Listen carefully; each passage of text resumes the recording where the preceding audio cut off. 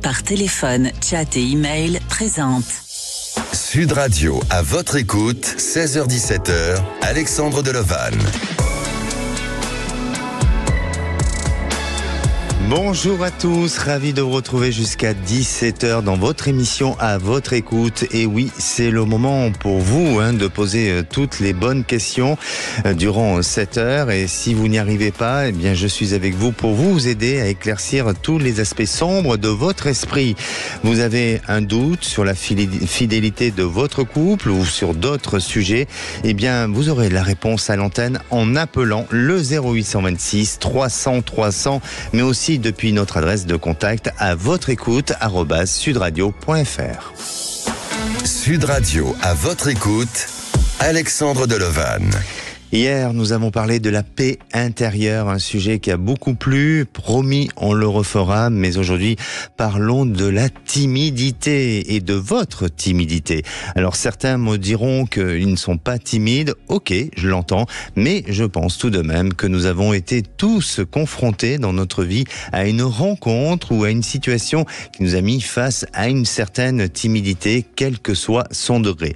La timidité se définit comme un état de crainte, un souci de complexe, de manque d'assurance ou bien d'un sentiment d'insécurité. Alors, j'ai ma première auditrice avec nous, Muriel, qui a vécu justement cette situation de timidité et voire même une timidité maladive. Et nous allons voir ensemble ce qu'elle va nous dire. Bonjour Muriel. Bonjour. Bienvenue sur Sud Radio. Merci. Alors, vous êtes toujours timide, Muriel ? Non, je me suis soignée, on va dire. Vous êtes soignée, d'accord. Je rappelle que vous avez 45 ans, vous êtes de Montpellier et vous travaillez dans le social. Oui. C'est bien ça.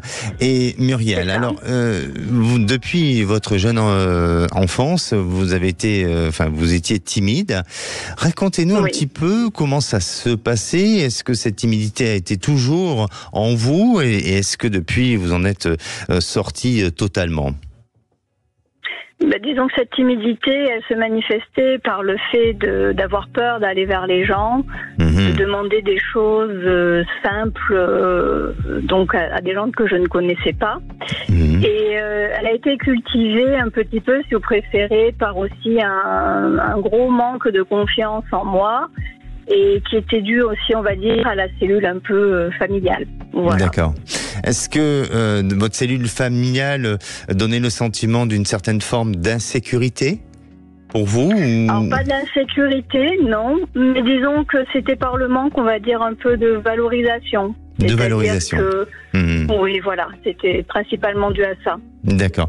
Et donc, forcément, ça joue sur votre confiance, peut-être aussi sur des complexes, la peur de s'exprimer, parce que voilà, on peut être complexé sur une situation et peut-être aussi sur des sujets que vous avez pas pu aborder au courant de votre enfance ou des sujets tabous d'ordre familial qui ont fait que ça n'a pas pu vous aider à exprimer tout simplement et avec beaucoup d'aisance certaines choses, j'imagine.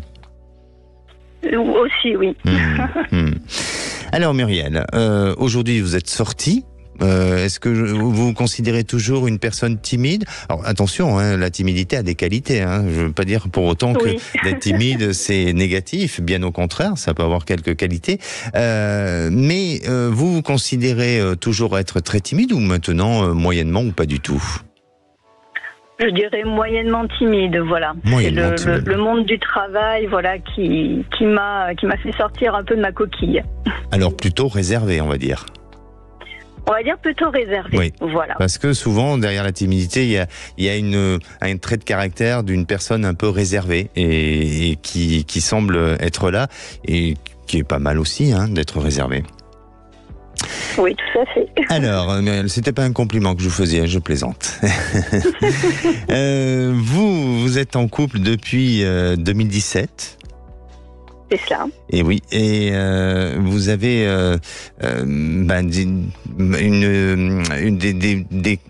des questionnements sur votre couple, je vais y arriver. Racontez-nous un petit peu. Notre relation, elle a débuté en 2017. C'est vrai qu'on n'était pas séparés, on était encore en couple, chacun de notre côté. Bon, moi j'étais déjà, on va dire, dans une phase de séparation. Lui, pas du tout. C'était pas, on va dire, à l'ordre du jour. Les mois et on va dire les années se sont enchaînées. Et donc à force, donc il s'est séparé de son ex-compagne. On est passé par des phases qui ont été très compliquées, forcément aussi des phases de doute. Où on s'est séparés, puis on s'est quand même remis ensemble parce que bon il y avait puis il y a les sentiments qu'on ne peut pas ignorer, on va dire. Et puis ensuite. On va dire que tout va bien, il n'y a pas de problème, si ce n'est que voilà, il y a une différence d'âge entre nous deux. De combien? On ne vit pas. Nous avons 10 ans. 10 ans de différence. D'accord. Voilà. Et pour vous, c'est très important cette différence d'âge? Pour vous, hein, et pour lui? Non plus. D'accord. C'est lui qui est plus jeune? Oui. D'accord. Bon, ok. Donc jusque-là, tout va bien. Si cette différence d'âge ne cause pas de soucis. Non, elle ne pose pas de soucis. On accepte, je veux dire, le regard des autres, on ne le voit même pas, on va dire. Donc voilà, tout va bien.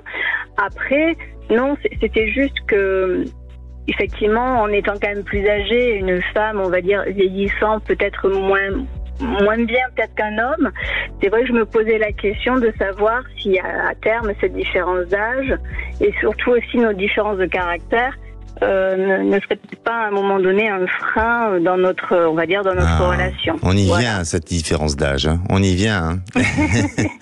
Alors, effectivement, c'est légitime de se poser la question et d'y réfléchir, d'autant plus que c'est vous qui vous retrouvez dans une situation avec un âge plus élevé et donc avoir la peur et la crainte qu'à un moment donné on vous abandonne. C'est plutôt ça de ce que je ressens. Pour moi, je crois que l'amour n'a pas une question d'âge ou de différence, ça c'est mon point de vue, mais je pense que c'est aussi ce que nous montrent tous les jours certains couples qui s'aiment réellement. Et quand il y a du sentiment dans un couple, eh bien on ne parle pas de notion de différence d'âge.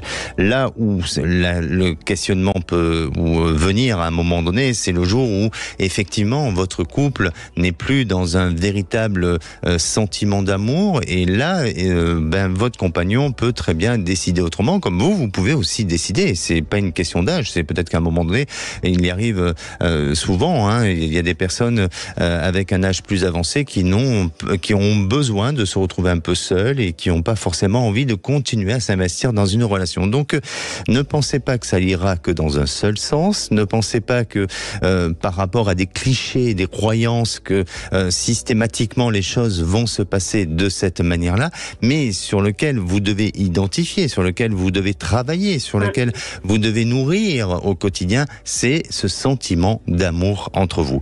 Et si vous arrivez justement à le faire vivre, ce sentiment d'amour, eh bien vous verrez que votre compagnon, lui, va se sentir responsable de vous accompagner et de vous protéger et de vous peut-être, alors je ne veux pas dire surprotéger, mais de vous protéger pour que vous puissiez vieillir tranquillement. Et quand je dis vieillir, c'est pas du tout péjoratif, hein, pas du tout, mais de pouvoir avancer dans la vie avec une certaine forme de sécurité, parce que lui étant l'homme, et son droit, c'est de vous protéger.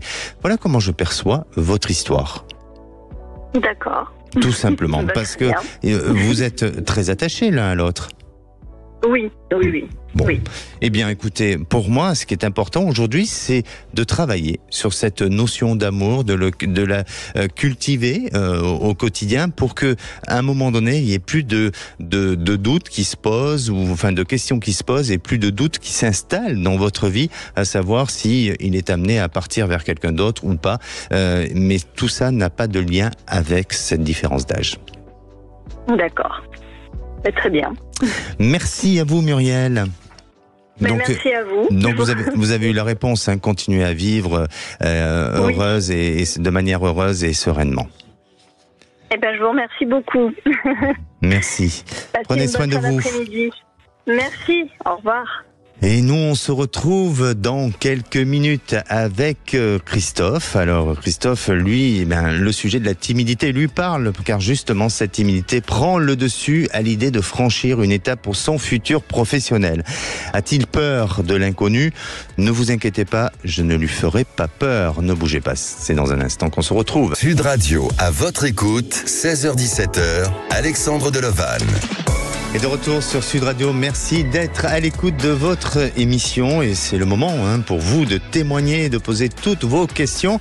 N'hésitez pas à appeler Aude au standard au 0826 300 300. Alors je ne sais pas si vous connaissez cette technique-là, mais j'ai ma réalisatrice Marie qui dit 16h16, nez rouge et il faut se toucher le nez. Donc apparemment c'est une croyance ou une superstition et voilà. Donc si vous connaissez un petit peu ce geste, cette gestuelle-là, n'hésitez pas à nous faire des retours. Et si à présent on passait au moment du saviez-vous ? Le saviez-vous selon le média Hack Spirit, les personnes timides sont souvent plus accessibles, elles sont de meilleures confidentes et très douées pour les conversations en tête à tête. Il semblerait aussi qu'elles réfléchissent davantage à ce qu'elles disent avec une tendance à être plus authentique et possédant une créativité innée. Alors mesdames ou messieurs, si vous êtes dans un dating, peut-être privilégier les personnes qui sont timides ou réservées parce qu'apparemment elles aiment les conversations en tête à tête. À présent, c'est à vous de poster vos idées, vos commentaires sur le groupe À votre écoute sur Facebook. Bonjour Christophe. Bonjour Alexandre. Bienvenue sur Sud Radio. Merci à vous. Alors vous êtes une personne plutôt timide et réservée, c'est ça ? Oui, donc dans mon caractère, oui, je suis un peu timide réservé. Donc vous êtes le bon profil à rencontrer parce que vous aimez les conversations et les rencontres en tête à tête. Exactement, tout à fait. Il faut juste franchir le cap. Et voilà. Exactement. Alors, racontez-nous un petit peu votre histoire de timidité et puis surtout aussi sur quel sujet vous voulez qu'on aborde. Alors, sujet, c'est plus sur un projet professionnel, sur un avenir avec, donc je vous explique que sur mon entreprise actuelle, j'ai eu des avances, on va dire des accords verbaux sur des augmentations et des augmentations. Et au moment voulu, ça ne s'est pas fait du tout, on m'a donné beaucoup moins que prévu. Donc voilà. D'accord. Pardonnez-moi, Christophe, je rappelle, vous avez 51 ans, vous êtes technico-commercial et vous êtes de Cergy-Pontoise, hein ? C'est bien ça. Et donc l'activité actuelle est bien en tant que technico-commercial. Exactement. Oui, d'accord. Donc voilà, et puis entre parenthèses, j'ai une société qui est un peu concurrente à la mienne, qui m'a proposé de m'accueillir les bras ouverts avec tous les accords qu'on avait échangés. Et donc, maintenant, dans ma timidité, ma question aussi, c'est de savoir, est-ce que je vais franchir le cap, ma timidité peut me permettre de franchir le cap, et quel avenir professionnel si je me lance, ou je reste où je suis avec, on va dire, ma timidité, mes petites habitudes. Voilà. D'accord. Oui. Alors, est-ce que le doute que vous pouvez avoir, ou la peur, ou la crainte du changement est lié à la peur de ne pas être capable, la peur d'affronter aussi une nouvelle structure avec de nouvelles personnes et de devoir vous intégrer, qui peut effectivement avoir un impact paralysant concernant votre timidité, ou est-ce que tout simplement la peur du changement des habitudes sur lesquelles vous êtes, elles sont installées aujourd'hui dans votre quotidien et dans votre entreprise, et donc cette peur de tout changer et de ne pas retrouver d'autres habitudes ou des habitudes différentes qui pourraient ne pas vous convenir. Pour vous, quelle serait, je dirais, cette fragilité-là ? C'est vrai que ça va être des points, donc je connais mes capacités, donc je sais que je serai capable, mais il y a l'inconnu, bien sûr, de l'organisation d'entreprise, l'inconnu. Les gens, forcément, il y a un temps d'adaptation, de timidité, avant de se lancer à échanger avec les futurs collaborateurs. Oui. Et c'est vrai que aussi la peur de l'inconnu, parce que je suis dans mon habitude, donc ça me rassure. Et donc forcément, est-ce que c'est la suite, c'est surtout est-ce que je vais retrouver ma mise en place, mon habitude, est-ce que je vais m'épanouir aussi là-bas, donc voilà. Bien sûr. Alors, j'ai du mal à vous dire que vous allez franchir le pas. vraiment, je veux pas être pessimiste ou négatif avec vous, mais j'ai du mal à vous dire que vous allez franchir le pas. Je pense que dans votre activité, dans votre entreprise actuelle, vous êtes apprécié. Vous êtes apprécié et eux vont faire des efforts ou donnent à vouloir faire des efforts pour la suite. Et je pense que vous pouvez renégocier encore un peu avec eux.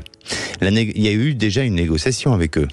Oui, et puis j'ai eu un dernier rendez-vous hier. On m'a proposé de ne pas pouvoir m'augmenter plus, mais par contre de me donner des affaires de façon à gagner un peu plus.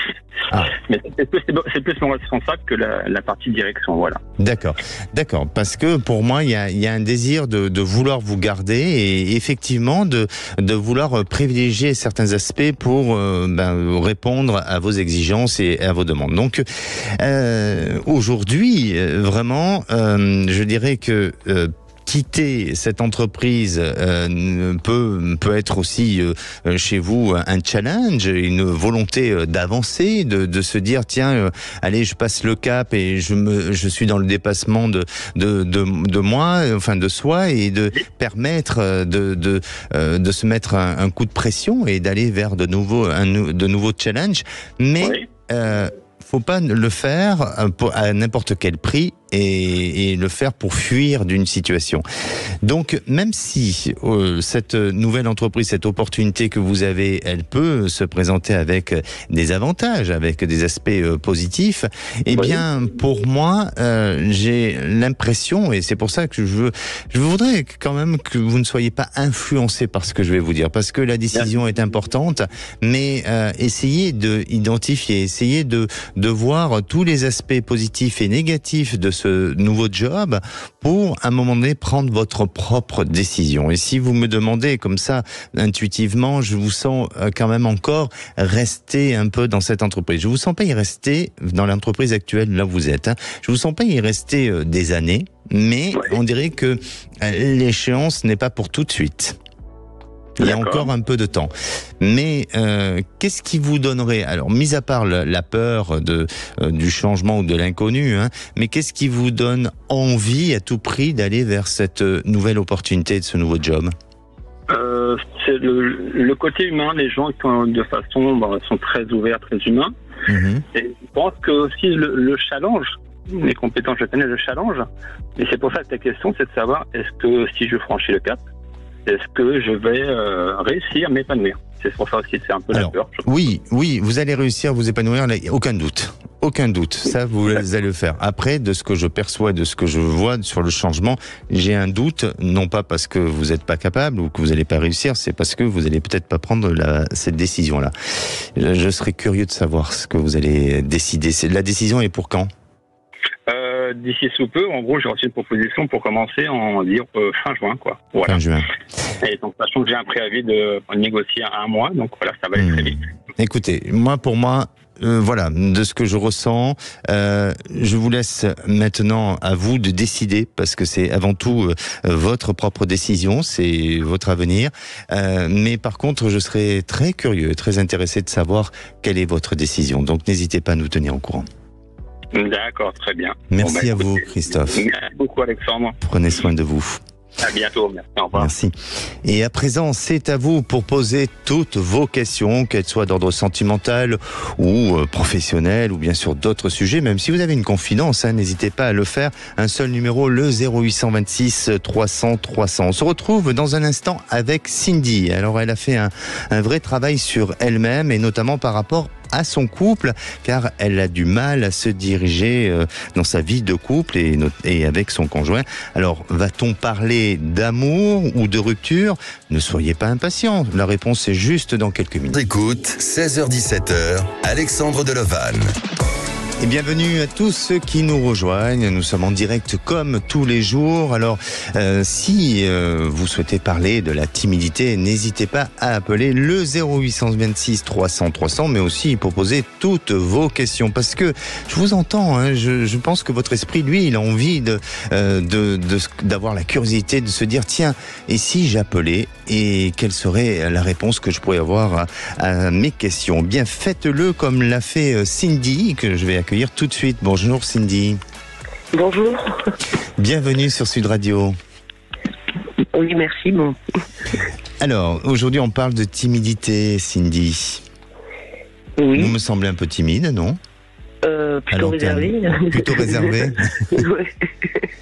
Et alors, est-ce que vous êtes déjà retrouvé, vous, face à des situations un peu de genre de timidité ou justement d'être réservé? Et est-ce que ça vous bloque quand vous êtes dans cette situation-là? Ou est-ce que vous avez un moyen, une technique qui vous permettrait justement de déclencher et de sortir de ce côté un peu trop réservé?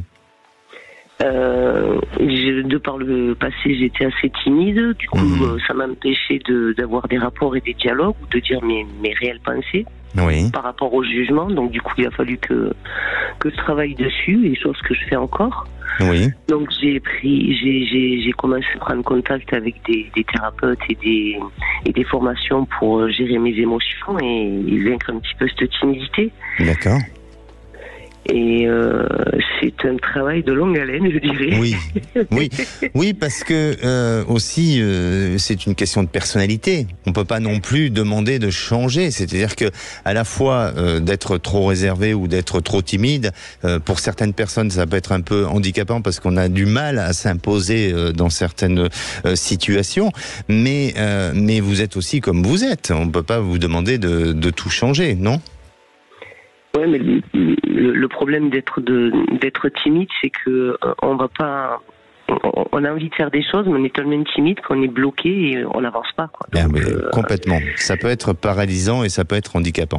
Alors, moi, j'ai un conseil. Il ne faut pas hésiter à s'inspirer du comportement des autres et surtout des comportements de personnes qui vous sont confiantes, et observez-les de la manière comme elles font, de leur comportement, et puis essayez d'adopter. C'est important de toujours avoir un peu un mentor dans sa vie pour avancer. Et un mentor, ce n'est pas d'être envieux vis-à-vis de cette personne ou de vouloir à tout prix le ressembler, mais que ça soit un exemple de vie, une référence pour vous, pour justement vous dépasser. Et ce mentor, il peut être d'une personne connue, c'est-à-dire à vos côtés, mais ça peut être aussi d'une personne que vous avez déjà entendue, vue au travers soit d'un média ou d'autres choses, ou peut-être même d'une personne people ou autre. Eh bien, mais ça va vous permettre, vous, d'avancer et de vous dépasser. Vous avez déjà essayé de le faire de cette manière-là? Pas du tout. J'avoue que non, pas du tout. Il faudrait que je mette en pratique, mais il faudrait que je sois plus observatrice à ce niveau-là et que... Oui, puis il faut qu'il y ait quelqu'un qui vous inspire aussi. Bon, je pense qu'il y en a qui... Mais je n'avais pas pensé à adopter cette manière de faire, en fait. Bon, très bien. Alors, aujourd'hui, vous travaillez sur vous, donc ça c'est très bien, parce que justement, je pense qu'on a tous un besoin parfois de faire le point avec soi-même et de réajuster, alors à certains niveaux, à certains degrés, mais vous le faites, donc ça c'est bien. Et puis, vous le faites aussi pour des raisons sentimentales, parce que dans votre couple, ça semble être un peu plus compliqué. Oui, justement, c'est compliqué parce que le fait de pas d'être dans la timidité ou dans la retenue, en fait, on n'arrive pas à s'exprimer correctement. Du coup, moi, j'ai entamé un travail sur moi, sur mes émotions et sur ce que je dois faire et dire. Mais dans la relation, c'est compliqué et du coup, j'ai l'impression que ça me bloque dans ce travail sur moi-même, en fait. Alors, je sais pas si je dois continuer avec mon partenaire ou continuer mon travail sur moi-même sans lui, puisque j'ai pas quand je pose des questions, j'ai pas les réponses, j'ai pas de réponse, donc du coup je sais plus trop où j'en suis à ce niveau-là. Qu'est-ce que je fais? Je continue mon travail sur moi-même en faisant abstraction de ce qu'il peut se passer au niveau sentimental, alors que j'y tiens pas. Je sais plus trop, je suis perdu. Bien sûr, je comprends. Ce qui est important, c'est dans un premier temps, et ce que je disais à notre première auditrice Muriel, c'est déjà d'identifier s'il y a un réel sentiment entre vous et lui et vous. déjà, pour savoir si c'est un couple qui vaut la peine de se battre, d'essayer je dirais, d'y trouver où est-ce qu'il y a de la ressource dans ce couple pour pouvoir avancer. Donc ça, c'est une première chose. Ensuite, peut-être que quand vous parlez d'un problème de communication entre vous, chacun a ses propres valeurs, chacun a ses propres croyances, chacun a ses pensées. Des fois, on peut avoir tous des pensées qui sont des pensées limitantes, et peut-être c'est d'identifier qu'est-ce qui vous différencie à tous les deux entre vos pensées, vos valeurs, vos croyances, et est-ce qu'il y a un moyen, parce qu'on a le droit quelqu'un peut penser blanc et l'autre noir, il n'y a pas de souci, mais est-ce qu'il y a un moyen de pouvoir avancer à deux sans que ça ait une influence négative sur l'autre et sans que l'autre impose à tout prix ses propres choix, mais d'aller vers quelque chose de constructif? Est-ce que ça, vous avez réussi un petit peu à identifier tout ça? Non, pas complètement. Il faut lister, il faut le faire. Et la troisième chose, est-ce que votre compagnon aujourd'hui a envie de sortir de cet immobilisme et de cette fragilité dans laquelle vous êtes? Est-ce que lui, il est motivé pour en sortir? J'en sais rien en fait. Vous me posez une colle là. Il existe votre compagnon, non? Rassurez-moi, c'est pas un fantôme. Non, il existe vraiment. C'est qu'il y a eu une séparation, on s'est remis ensemble et maintenant il reste sur ses peurs. Donc, du coup, moi je voudrais avancer et. Mais là vous êtes séparés? Non, on s'est remis ensemble. On s'est remis ensemble depuis plus d'un an, quoi. Mais chacun chez soi. Et moi je voudrais avancer. Tout en continuant mon travail sur moi-même, mais avancer sous le même toit, quoi, que chacun chez soi. Et du coup, ça me bloque un peu, quoi. Alors, pour avancer, est-ce que pour vous, ça serait de mettre en place un nouveau projet de vie, d'un nouveau lieu, un nouvel endroit sur lequel on pourrait se reconstruire tous les deux? Ce serait ça, oui. Ça serait ça. Ouais. Ok. Est-ce que lui est ok avec ça? Il a peur. Oui, d'accord. Il a peur, mais est-ce qu'il est ok? Il serait ok. Il serait ok, mais là, les peurs le retiennent. Ouais. Bon, c'est normal. C'est normal parce qu'il a peut-être perdu confiance en vous. Peut-être peut-être qu'il y a des événements du passé sur lesquels vous l'avez fait vivre ou subir. Attention, je suis pas en train de vous jeter l'éponge, et de dire que c'est vous à cause de vous, pas du tout. Mais s'il a des peurs, il faut identifier ses peurs, et ces peurs sont peut-être liées au fait que c'est vous qui l'avez abandonné ou qui l'avez quitté. Oui. Oui. Bon, voilà. Voilà.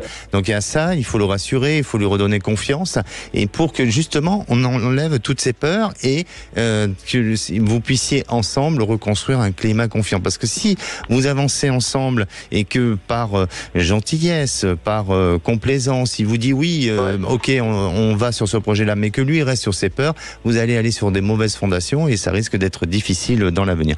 Moi, vraiment, dans votre cas, Cindy, je pense que vous aurez besoin d'être un petit peu plus accompagné, peut-être par une thérapie de couple, pour permettre d'avancer, non pas pour vous séparer, mais pour vous permettre d'avancer, parce que ça le mérite d'aller un peu plus loin, et surtout que je sens que votre couple a cette capacité, cette possibilité de se sortir de la difficulté dans laquelle vous êtes aujourd'hui. Donc, pour répondre à votre question, vous allez y arriver. Vous allez pouvoir ensemble continuer votre relation, aller vers ce projet-là, mais il y a toutes des bases et des fondations à reconsolider à reconstruire et à consolider pour aller vers quelque chose de solide et de stable.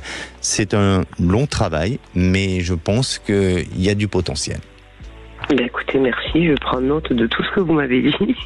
C'est très gentil, et je compte sur vous pour le changement, parce que tout le monde compte sur vous aussi pour nous rappeler dans quelques temps et nous annoncer de bonnes nouvelles.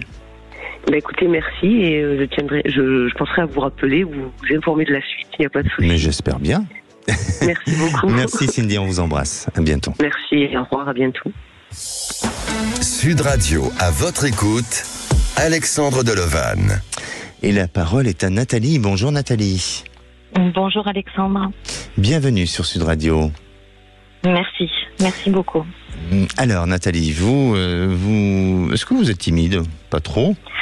Non, aujourd'hui je suis pas une personne qu'on peut qualifier de timide, mais en réfléchissant bien sur le sujet, Je me dis que petite, oui, je l'ai été, et peut-être parce que j'ai été confrontée à des situations assez intimidantes, j'ai travaillé sur moi.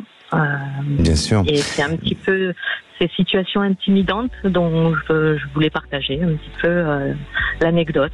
Bien sûr. Est-ce que vous avez vécu un problème d'autorité d'un point de vue familial? Non, un père sévère, donc sévère. Je suis très construite, oui, mais tellement aimant que c'était juste une ligne de conduite. D'accord.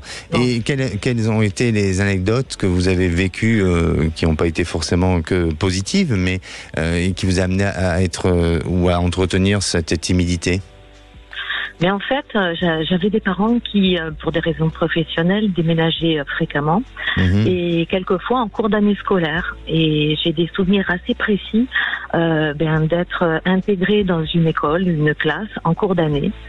Notamment un souvenir très précis sur une période en primaire où le directeur d'école m'amène en pleine classe. Donc une classe, un groupe constitué où tout le monde se connaît déjà. Où tous les regards se dirigent vers vous et où on me dit votre nouvelle camarade, merci de l'accueillir. Et j'ai un souvenir comme ça qui quand j'en parle, je le revis, de l'institutrice qui dit monte sur l'estrade et présente-toi. Et tous ces regards et les jambes qui tremblent et être paralysé, se dire je vais pas m'en sortir, je vais tomber dans les pommes et en fait non, on prend sur soi. Alors j'ai pas dû être très brillante sur ma présentation, mais j'ai passé en fait l'épreuve. Et ça je l'ai revécu plusieurs fois et je me dis que finalement même si c'est assez terrorisant, mais en fait ça m'a servi de leçon et ça m'a aidé à vaincre et à surmonter la timidité qu'on a quand on est enfant. Bien sûr. Et vous me parlez de la peur du jugement des autres. Oui, c'est possible. Le regard, oui, c'est vrai. Le regard des autres, effectivement. Et aujourd'hui, est-ce que vous êtes toujours dans cette notion de regard sur les autres? Est-ce que pour vous, c'est important de garder une belle image, une bonne conduite de vie? Ça le reste. Oui, ça le reste. Oui, c'est vrai que ça le reste. Je travaille sur moi, bien entendu. J'essaie justement de me maîtriser, entre guillemets, en me disant c'est pas bien grave si on ne t'apprécie pas. Mais c'est vrai que peut-être que c'est ce souvenir d'enfance qui fait que il faut s'intégrer. Et c'est aussi en lien avec l'éducation que vous avez reçue et peut-être de parents où ils ont voulu vous donner une bonne conduite dans la vie, mais peut-être avec, je veux pas dire forcément une dureté, mais peut-être avec parfois un peu de manque de souplesse. C'est pas pour porter un mauvais jugement, mais peut-être un manque de souplesse qui fait que vous vous êtes construite avec aussi une droiture, mais avec des peurs et des craintes. C'est vrai, c'est vrai. Nathalie, vous nous appelez pour votre fils. Oui. Une problématique vraiment qui me touche profondément, puisque j'ai 2 enfants, dont le plus jeune, un garçon, a aujourd'hui 23 ans, et il y a à peu près 3 ans, quand il avait 20 ans. Alors, juste brièvement, c'est un enfant et un ado qui a été adorable, aucune difficulté, il est reconnu de tous comme étant particulièrement gentil, empathique, sympathique. Voilà, donc pas de conflit avec lui, pas de dispute. Et lorsqu'il avait donc 20 ans, à l'issue de 2 années de classe préparatoire très intense, qu'il avait choisi lui-même, eh bien il a quitté la région, il a quitté tout le monde. Il est parti brutalement, du jour au lendemain. C'est-à-dire que la chambre étudiante qu'il avait, il l'a vidée, il a laissé la clé au milieu du sol et il n'a plus répondu et on a retrouvé donc cet appartement vide et il répondait à plus personne, ni ses amis d'école, ni sa famille. Il y a une rupture totale Au niveau familial et au niveau de son entourage. D'accord. Alors, Nathalie, pardonnez-moi, je vais vous proposer, on va rester ensemble, on va continuer votre témoignage, mais on va faire d'abord une petite pause et on se retrouve dans quelques minutes. Si vous aussi, vous avez des témoignages ou si vous avez besoin d'avoir des réponses à vos questions, n'hésitez pas à appeler le standard au 0826 300 300. On se retrouve là juste après cette pause. Sud Radio, à votre écoute, 16h-17h, Alexandre Delovan.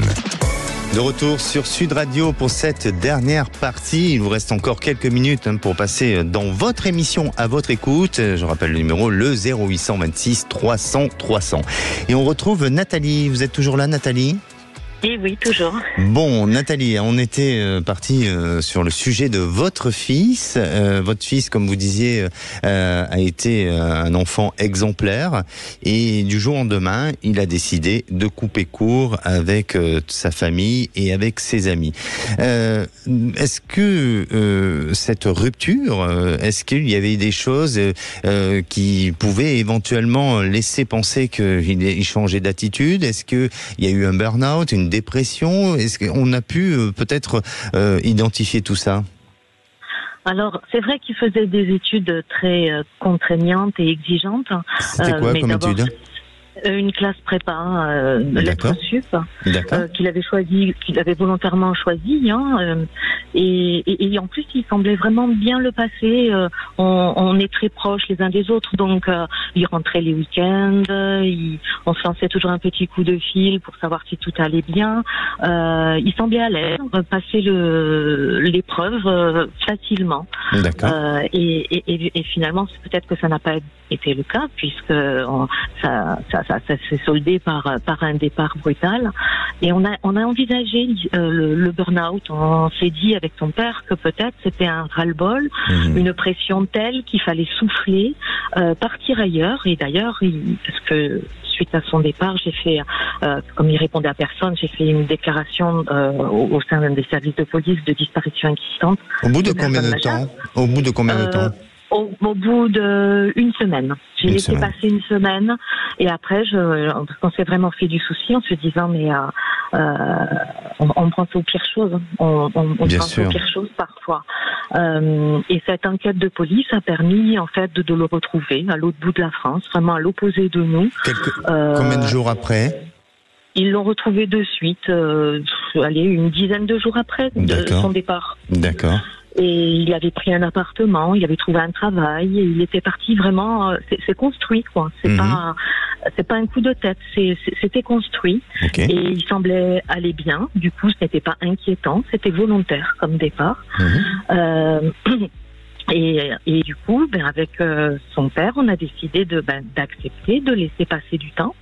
On s'est dit que peut-être qu'il avait besoin de souffler et on a continué juste à lui envoyer de temps en temps un petit message en lui disant que nos bras étaient ouverts, qu'on comprenait, qu'on était là pour lui. Enfin bref, dans le soutien. Sans lui mettre c'est ça, sans mettre de pression aucune.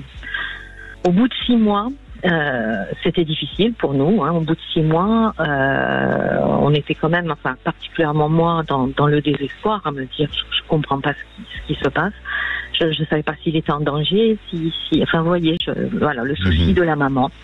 On a pris la décision, mon mari a pris la décision et je l'ai approuvé de le rejoindre, puisqu'en fait on avait réussi à savoir où il habitait, pour le voir physiquement, pour nous rassurer, et 2, pour qu'il nous donne des explications, parce qu'il n'avait toujours pas échangé avec nous. Et alors? Et on l'a revu. L'a revu, et là, ça a été un choc, parce qu'il a changé d'apparence. Oui. C'est-à-dire, quelle apparence? Une apparence, il s'est laissé pousser les cheveux longs, un peu, vous savez, la mode, un peu actuellement, un peu. Il était parti il nous a expliqué qu'il était là pour aider les migrants, les gens en difficulté, qui souffrent. Vous voyez, un peu. Oui, dans tout ce qui est l'injustice et de l'inégalité, c'est ça? ça, on retrouvait son caractère empathique là-dessus. C'était presque pas surprenant finalement. C'est un peu le mouvement des woke. Oui, c'est ça. Oui, il y a les idées anticapitalistes, le féminisme. Il nous a parlé d'humanisme et il nous a clairement dit, en fait, j'ai rencontré des gens qui m'ont montré une autre façon de penser et je suis tout à fait d'accord avec eux. D'accord. Alors il nous a expliqué à cette fois. Excusez-moi Nathalie, parce qu'on doit avancer, on va bientôt rendre l'antenne. Donc aujourd'hui, où vous en êtes dans la relation avec votre fils ? On a beau lui envoyer des messages, on a beau, il est dans un silence complet. Il n'a répondu qu'une seule fois, c'est que 6 mois après son départ, son grand-père est décédé, avec qui il était très proche. Donc il a répondu brièvement. On a appris quelque temps après même qu'il avait changé de prénom et qu'il a pris le prénom de son grand-père. Oui. Alors, là, il y a quand même un trouble d'identité. Et vous voulez savoir comment ça va évoluer pour lui ? Eh oui. Je suis désolé, je vous précipite un petit peu parce qu'on doit rendre l'antenne. Tout à fait. Oui, en fait, je voudrais savoir s'il est sous une emprise, si psychologiquement il est fragile ou si vous voyez un retour. Alors, moi, je pense qu'il a reçu les bonnes valeurs et l'éducation. Après, il se construit en tant qu'individu. Il a décidé de prendre cette voie-là. Donc, il y aura un rééquilibre, il y aura un changement positif qui s'annoncera, mais pas tout de suite. Et je pense que c'est sous une période à peu près de 2 ans. Mais ça serait bien d'approfondir et peut-être que on pourrait le faire à travers un autre passage à l'antenne parce que là, on est malheureusement obligé de rendre l'antenne, vraiment Nathalie. Mais sous une période de 2 ans, il y a de l'amélioration. D'accord ? Merci à vous Nathalie. Et pour conclure, je dirais la timidité a souvent pour résultat de masquer vos qualités. Allez, nous on se retrouve demain, on parlera de la thérapie par l'écriture. Est-ce que vous faites cette thérapie-là avec l'écriture ? Bien, n'hésitez pas à nous appeler sur le 0826 300 300. Allez, la parole est au Veuve. Bonsoir Alexandre Delovan. On le dit tellement souvent, le numéro. Oui, 0826 300 300. Vous avez Zach, nous on a Aurore. On a une équipe très sympa au standard et on les salue d'ailleurs. À 17h30, le grand débat des vraies voix après 9 ans de négociations, le Parlement européen valide le pacte sur la migration et l'asile afin d'harmoniser l'accueil des migrants dans l'Union européenne. Et on vous pose cette question. Durcissement des conditions d'entrée en Europe par le pacte asile et migration, c'est 1 nécessaire, 2 inefficace, 3 démagogique ou 4 insuffisant. Quel que soit votre avis, on vous attend au 0826 300 300. Notre expert du jour sera Fabrice Leggeri, ancien directeur de l'agence Frontex et candidat aux élections européennes sur la liste RN de Jordan Bardella. À 18h35. Le coup de projecteur des vraies voix, selon un rapport du Sénat publié aujourd'hui, les émeutes de 2023 suite à la mort de Naël ont coûté 793 millions d'euros. Le Sénat qui dévoile 25 propositions pour prévenir de nouvelles émeutes. Et on vous pose cette question, avons-nous les moyens d'anticiper les émeutes ? Vous pensez que oui, vous pensez que non ? Appelez-nous au 0826 300 300. Notre expert du jour sera Corinne Narassiguin, sénatrice socialiste de Seine-Saint-Denis et membre de la mission d'information sénatoriale sur les émeutes. Nos 3 vraies voix du jour, Philippe Bilger, Françoise Degois et Sébastien Ménard. Une bonne émission.